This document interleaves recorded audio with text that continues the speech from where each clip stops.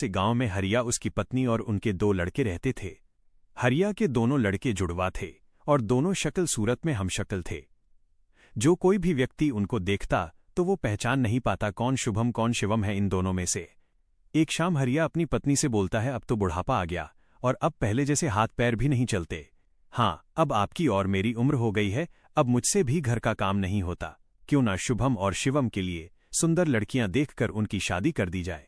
हाँ भाग्यवान, तू बोल तो सही रही है, लेकिन मुझे रामू की फिक्र है, क्योंकि उसे काम में आलस्य आता है और वो कैसे अपना गुजारा कर पाएगा। बातें करते करते दोनों सो जाते हैं और सुबह उठकर हरिया शुभम शिवम से बोलता है, तुम दोनों खेतों पर चले जाना और एक खेत को खोद आना जिसमें मैं आकर बीज बो दूंगा। और आज मैं अपने दोस्त से मिलने के लिए पास ही के गांव में जा रहा हूं, 2 दिन में लौट कर आऊंगा। हरिया तैयार होकर दूसरे गांव की ओर निकल जाता है और शुभम शिवम भी खेतों की ओर चल देते हैं। दोनों खेतों में जाकर काम करने लग जाते हैं। शुभम ठहरा कामचोर, वो थोड़ी देर काम करने के बाद एक पेड़ की छांव में जाकर लेट जाता है। इधर शिवम को सुबह से शाम हो जाती है और वो आधा खेत खोद देता है और हरिया भी अपने दोस्त के पास पहुंच जाता है। अरे भाई हरिया, कैसे आना हुआ? तुझसे मिलने की इच्छा हुई तो मिलने आ गया। चल अच्छा है, पहले भोजन करते हैं, इसके बाद गप्पे लड़ाएंगे। दोनों साथ में भोजन करते हैं। हाँ भाई हरिया, सुना सब कुशल मंगल? कुशल मंगल है। अब तो तेरे दोनों लड़के शादी के लायक हो गए होंगे।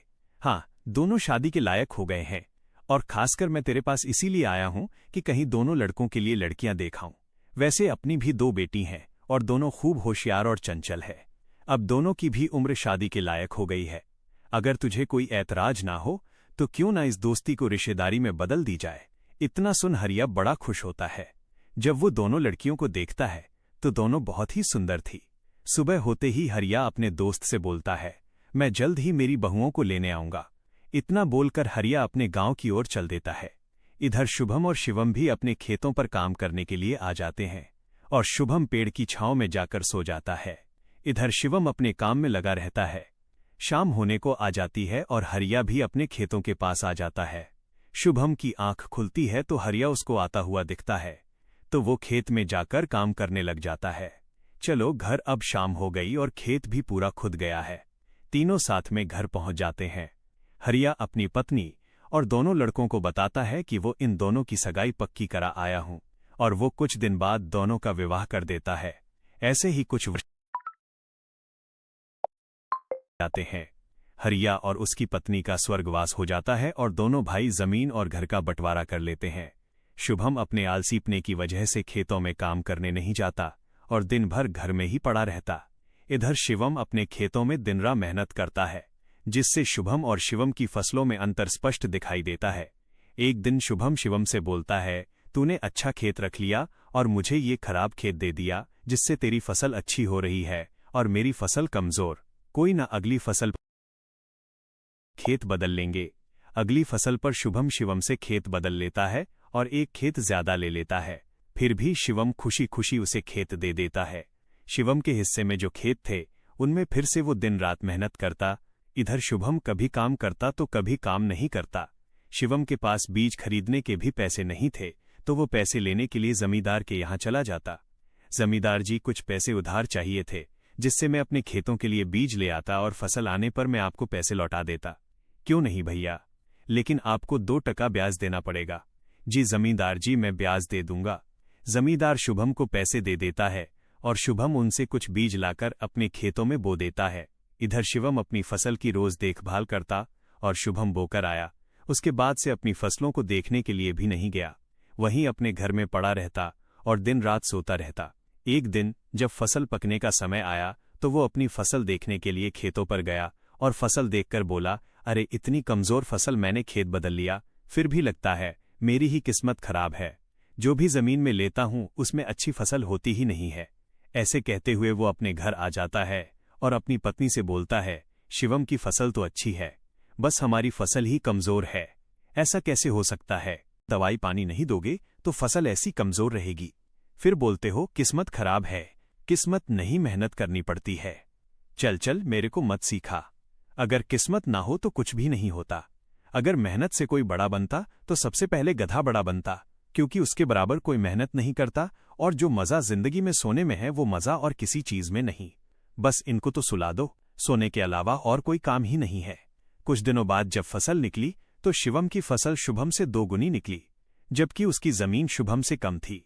शुभम फसल को देखकर बोलता है, इस फसल को बेचकर आऊं या खाने के लिए रखूं? इधर जमींदार जी को भी पैसे देने हैं, अब इतनी सी फसल से कैसे काम चलेगा पता नहीं। एक दोपहर शुभम सो रहा था, तभी उसका गेट किसी ने खटखटाया। पता नहीं कौन भरी दोपहर में नींद खराब करने के लिए आ गया। जैसे ही वो गेट खोलता है तो सामने जमींदार खड़ा दिखता है। क्या ये शुभम का घर है? शुभम ने सोचा, क्यों ना मैं इसे शिवम के घर पहुंचा दूं, ये मुझे पहचान भी नहीं पाया, मैं तो शिवम हूं, वो वाला घर है शुभम का।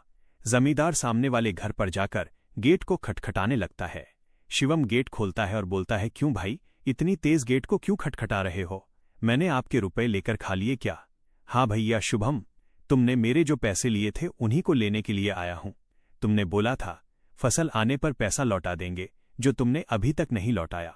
क्या जमींदार जी आप भी दोपहर में नशा करके आ गए? मैंने कब आपसे पैसे उधार लिए? क्या तुम ही शुभम हो? अगला कथन, मैं तो शिवम हूं, शुभम तो सामने वाले घर में रहता है। भरी दोपहरी में जमींदार का सर चकरा जाता है और वो अपने घर चला आता है और घर पहुंचकर मुनीम से बोलता है, ऐसा लगता है मुझे कि जो पैसे शुभम के दिए थे वो पैसे अब लौटकर नहीं आने वाले। क्यों ऐसा? क्या हुआ जो पैसे वापस नहीं आ रहे हैं?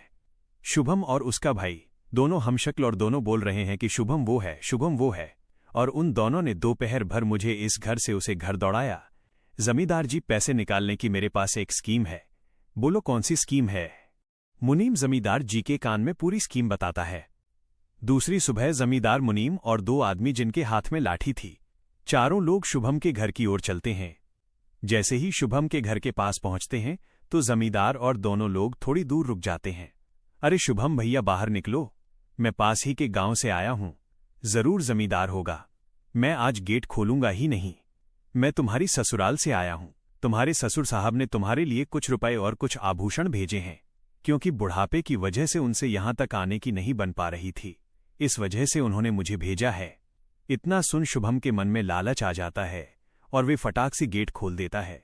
कहाँ है पैसे और धन? क्या तुम्हारा ही नाम रामू है? हाँ, मेरा ही नाम शुभम है। कहाँ है धन? यही पास में रखा है, चलो दोनों उठा लाते हैं। वो मुनीम के साथ चल देता। थोड़ी दूर चलने के बाद मुनीम जमींदार जी को बुला लेता है। जमींदार और दोनों लोग शुभम के पास आ जाते हैं। लाओ मेरे पैसे लौटाओ, ब्याज समेत। मैंने आपसे पैसे नहीं लिए, ये ऐसे नहीं मानेगा। अब तुम दोनों के हवाले करता हूं, तुम चाहे जैसे इससे पैसे निकालो। और दोनों आदमी शुभम को लठ से मारते हैं। शुभम चिल्लाता हुआ, अरे भाई रुको, अरे भाई रुको मत मारो, अरे भाई रुको मत मारो। इधर वो दोनों शुभम में दे लठ लठ बरसा रहे थे। तभी शिवम गेट खोलकर देखता है तो शुभम पर कुछ लोग लठ से वार कर रहे थे। तो वो दौड़कर उनके पास आता है और बोलता है, अरे भाई रुको, इस रामू ने आज से 5 महीने पहले मुझसे पैसे लिए थे। जब लौटाने की बारी आई तो बहाने कर रहा था। कितने पैसे हैं? 2000 रुको, मैं लाता हूं। शिवम रुपए लाकर जमींदार को देता है और जमींदार और उसके साथी वहां से चले जाते हैं। इधर शुभम भी अपने घर में चला जाता है और शिवम भी। कुछ दिनों बाद दोनों भाई अपना अपना खेत खोदने के लिए खेतों पर पहुंच जाते हैं। इधर खेत खोदते खोदते शिवम दौड़ते हुए शुभम के पास आता है और बोलता है, देखो मुझे खेत में क्या मिला है। शिवम के हाथ में हीरा देखकर शिवम के मन में लालच आ जाता है और वो मन ही मन सोचता है, इसके खेत में तो और भी हीरा हो सकते हैं, क्यों ना मैं इसको मेरा वाला खेत दे दूं और इसका खेत में रख लूं, जिससे मेरे पास भी बहुत सारे हीरे हो जाएंगे। मैं क्या बोल रहा था, क्यों ना तू मेरे वाले खेत पर फसल कर ले और मैं तेरे वाले पर इतने दिनों से तू कम जगह पे कर रहा था। और शुभम शिवम वाले हिस्से को खोदने लग जाता है। शाम तक पूरे खेत को खोद देता है, लेकिन उसे उसमें कुछ भी नहीं मिलता और थका हारा घर पहुंच जाता है। आज पूरा खेत खोद दिया लेकिन फिर भी एक हीरा नहीं मिला, जबकि शिवम ने खेत का एक कोना खोदा था, उसमें ही उसे एक हीरा मिल गया। अच्छा, आप अगर ऐसे ही मेहनत करते रहे तो एक दिन आपको भी बहुत सारे हीरे मिलेंगे। बातों ही बातों में शुभम की नींद लग जाती है और जब सुबह होती है तब वो बोलता है, आज जैसी नींद मुझे कभी नहीं आई। हाँ, अगर तुम ऐसे ही मेहनत करते रहे तो आपको रोज ऐसी नींद आएगी। और रामू उसे वर्ष शिवम की तरह अपने खेतों में मेहनत करता है और दोनों की फसलें बराबर निकलती हैं। जिससे शुभम के चेहरे पर अलग ही चमक दिखती है। एक दिन चारों लोग साथ में बैठकर खाना खा रहे थे। क्या सच में उस दिन खेत में से हीरा निकला था? हाँ भैया, निकला था ना, जो आज आपके घर में, उसकी वजह से कई सारे हीरे रखे हैं। इतने में ही शुभम की पत्नी बोलती है, वो तो नकली था, आपसे काम करवाने के लिए। इसी प्रकार बातें करते करते चारों लोग अपने अपने घरों में जाकर सो जाते हैं। सुबह होते ही तुम दोनों को राजा साहब ने राजमहल बुलाया है। वो दोनों भाई सेनापति के साथ चल देते हैं। अब पता नहीं कौन सी आपदा आ गई। कुछ नहीं, कुछ अच्छा काम होगा, तभी तो हमें बुलाया है। दोनों राजा के पास पहुंच जाते हैं।